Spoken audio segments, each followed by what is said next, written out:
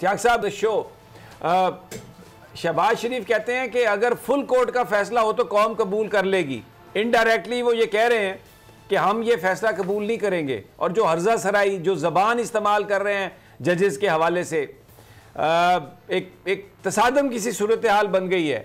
बहुत सारे लोग ये सवाल करते हैं कि जनाब अदालत का फैसला तो आ जाएगा अब वकील, लेकिन जो इम्प्लीमेंटेशन जो करनी है वो तो सरकारी लोगों ने करनी है, तो कैसे आप उन्हें मजबूर कैसे करेंगे ये करवाने से? इश्तियाक साहब जी समी साहब, ऐसे है कि जैसे मैंने पहले अर्ज किया था आपके ही शो में कि ये जो बाइकआउट की बातें हैं, ये जो अर्जा सराई की जा रही है, ये जजिस को जो मलाइन किया जा रहा था, ये इसी मकसद के लिए किया जा रहा था कि किसी तरह से सुप्रीम कोर्ट का फैसला जो है उसको फ्रस्ट्रेट कर दिया जाए। असल में ये जो मर्जी कर लें, इनको आइन और कानून के मुताबिक, पहली बात तो समझने वाली ये है कि इन्होंने आइन के तहत ओथ लिया हुआ है। जिस आइन के तहत इन्होंने ओथ लिया है उसी आइन के तहत सुप्रीम कोर्ट के चीफ जस्टिस और बाकी जजेस ने भी ओथ लिया हुआ है। अब अगर आइन के ओथ से इनहराफ करेंगे, अगर सुप्रीम कोर्ट की जजमेंट को इम्प्लीमेंट नहीं करेंगे, तो फिर वही होगा जो यूसुफ राजा गिलानी साहब के साथ हुआ। जिस तरह से ये कोई दूर नहीं है, ये बहुत ही आसान है कि जब आप कह देते हैं एक दफ़ा कि जी हम नहीं मानते, ना मानने की कोई वजह होगी ना, कोई आइन गुंजाइश देता होगा ना, तो आप फिर ये इस मुल्क के वज़ीर आज़म बने क्यों थे अगर उसमें आइन की पासदारी नहीं करनी थी? तो फिर ये चीज़ें जो हैं ये इन सब को देखना होंगी। इस वक्त ये सिर्फ और सिर्फ प्रेशराइज करना चाह रहे हैं और सुप्रीम कोर्ट के उस फैसले को अपनी मर्जी के मुताबिक लेना।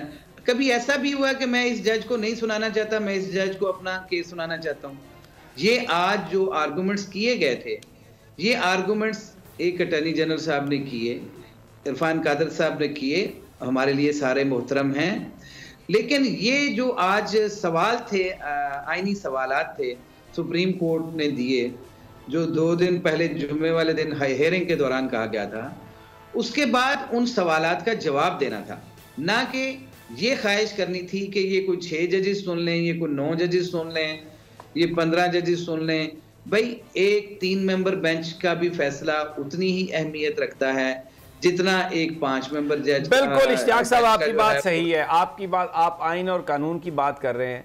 तो नजर आ रहा है सामने लिखा हुआ है जुल्म मिटने के लिए 2 चीजों से मिटेगा भाई। एक, अदल की कुर्सी पे जो लोग बैठते हैं ना, वो अदल के हिसाब से फैसले करने लगे। दूसरा, कौम निकल खड़ी हो जुल्म के खिलाफ, तो जुल्म खत्म हो जाएगा। या इन दोनों में से कोई एक चीज हो जाए या दोनों हो जाए। अगर 420 का मुकदमा था, उस वक्त अदलिया में जो लोग बैठे हुए केस देख रहे थे, वो पूछते ना यार चीट हुआ कौन है। जब उनको दिखता कोई चीट नहीं हुआ, केस खत्म कर देते। तो जालिम जुल्म कर ही नहीं पाता। 9 जजेस ने नोट बिफोर किया मेरे केस को यार, 1.5 साल चला। शख्सी जमानत का केस, सेम केस इस्लामाबाद में कर दिया। एक ही इल्जाम पे 2 केस हो नहीं सकते भाई। मतलब 60 दिन का वक्त होता है, 102 दिन के बाद मैं जीत गया, केस बरी हो गया, 102 दिन के बाद अपील फाइल की, एक्सेप्ट कर ली। नहीं करते ना एक्सेप्ट, खत्म हो जाता ना जुल्म यार।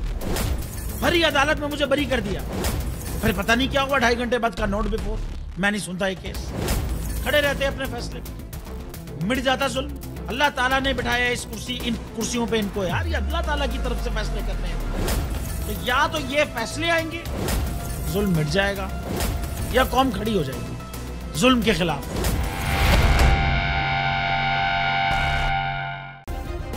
सब्सक्राइब करें और बेल दबाएं ताकि कोई खबर रह न जाए।